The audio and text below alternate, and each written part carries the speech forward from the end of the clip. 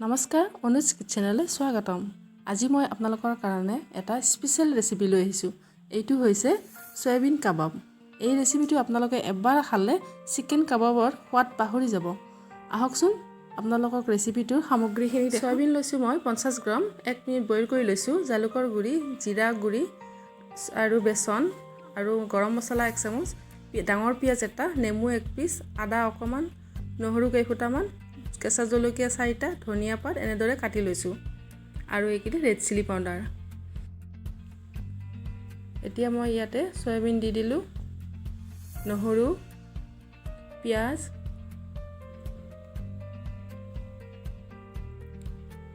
কেঁচা জলকীয়া দি মই এতিয়া মিক্সাৰ গ্ৰাইণ্ডাৰত গ্ৰাইণ্ড কৰি ল'ম।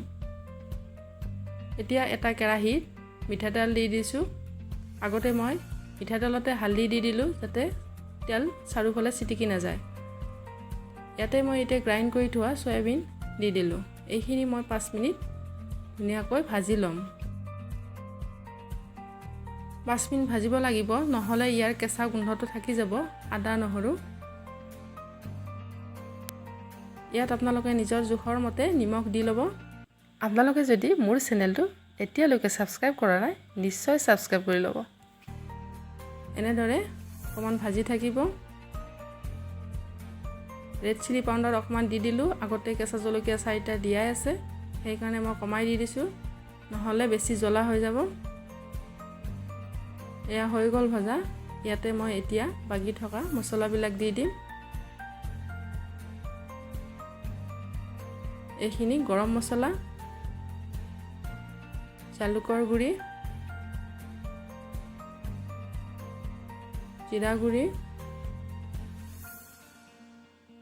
আৰু ধনিয়া পাত। এতিয়া মই সয়াবিনৰ জোখত এক বাটি বেচন ৰাখিছোঁ, ইয়াতে দি দিলোঁ আৰু নেমুৰ গুটি আগতে ওলাই থৈ দিছোঁ। এতিয়া নেমু চিপি দি দিলোঁ ইয়াতে।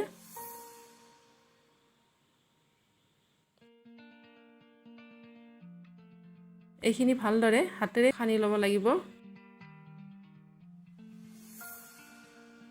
এয়া দেখিছে নহয় আপোনালোকে, মই এনেদৰে সানি লৈছোঁ। এইখিনি হৈ গ'ল। আপোনালোকে নিমখ টেষ্ট কৰি চাব অকণমান, যদি নিমখ কমি আছে আকৌ দি দিব। এতিয়া মই হাতত অকণমান ৰিফাইন লগাই লৈ লৈছোঁ যাতে কাবাব হাতত লাগি নধৰে।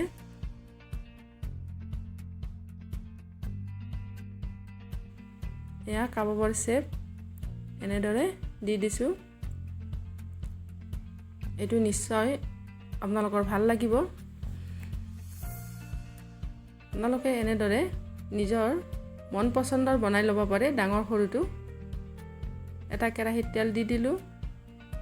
তেল গৰম হৈছে, ইয়াতে কাবাব দি দিছোঁ।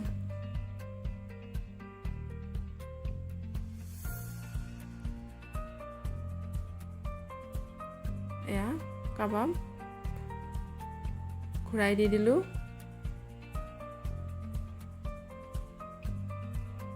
আপোনালোকে এইটো এবাৰ নিশ্চয় খাই চাব, খুব টেষ্টি হয়। চিকেন কাবাবৰ লগত কোনো ডিফাৰেঞ্চে নাই। এয়া দেখিছে নহয় কি ধুনীয়া হৈছে কাবাবকেইটা। আপোনালোকক এটা মই ভাঙি দেখাম, ভিতৰতো খুব ধুনীয়া হৈছে। এয়া চাওক, ভিতৰতো খুব ধুনীয়া হৈছে। এবাৰ খাই চাব, বহুত টেষ্টি হয়। যদি আপোনালোকে মোৰ ভিডিঅ'টো ভাল লাগিলে এটা লাইক কৰি থৈ যাব, শ্বেয়াৰ কৰিব, ছাবস্ক্ৰাইব কৰিব। Thank U.